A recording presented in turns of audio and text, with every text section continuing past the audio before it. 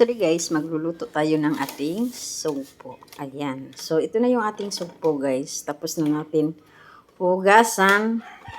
Hindi lang natin naman isa na maayos. Ayan. So, ilang piraso lang yung niluto natin. So, while doing so, tapos na rin natin i-prepare yung ating mga sangkap like ginger, onion, at saka yung garlic. At isusutay na natin siya.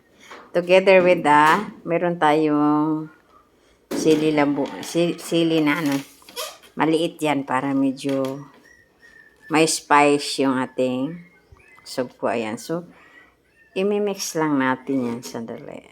Hanggang sa medyo mangamoy na yung ating lamas. Ayan. So, ilagay na natin yung ating sugpo pa isa-isa. Kasi trip lang natin isa-isahin siya.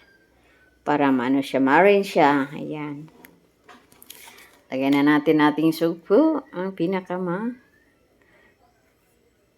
hinang lagay ng sugpo natin. Iwan ko ba kung anong trip dito nagluluto na ito. Batang. Isa-isa talaga yung sugpo. Agoy. Ayan. So, yun na yung mga sugpo natin, guys. Lagyan na natin ng kunting paper. Ayan. So, next, lagyan natin ng kunting salt. Kunti lang. Saka yung ating kunting sukar yan. At may tuyo din tayong ilalagay na kunti lang. Yan. So, pagkatapos nan guys, yan, lagyan na natin ng tuyo. Kunti lang kaya baka maano siya maalat. So, i-flip na natin siya na other side. Ayan. So, binaliktad na natin yung ating sugpo, guys. Ayan.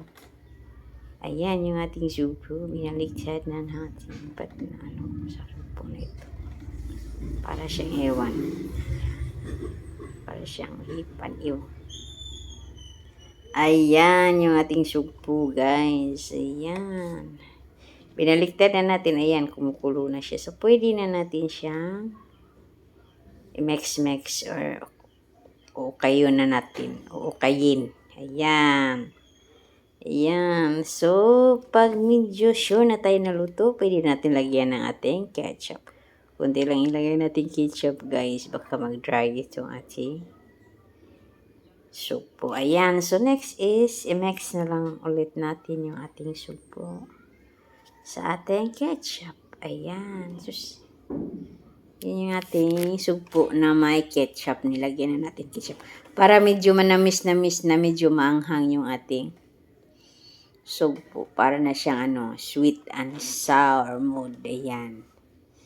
Sweet and sour mood. Ayan. Nagda-dry na yung ating sugpo, guys. So, ganun lang pagluluto ko ng aking sugpo. Apaka-simple. Apaka-simple matters lang itong ating sugpo, guys. Ayan. Yan na yung ating sugpo, guys. Actually, luto na yung ating sugpo. Kaya lang, trip ko lang talaga i-mix siya. Para masuot yung niya lasa. Na talaga. Kumakapit talaga yung lasa niya. So, yun na yung sugpo natin, guys. Luto na siya. Ready na sa ating breakfast. Ayan, may tayo gulay from the other night. At saka yung ating toyo. Ayan, thanks for watching, guys. Ayan. Ayan. Ayan. Madami yung ating kinakain, guys. Ayan.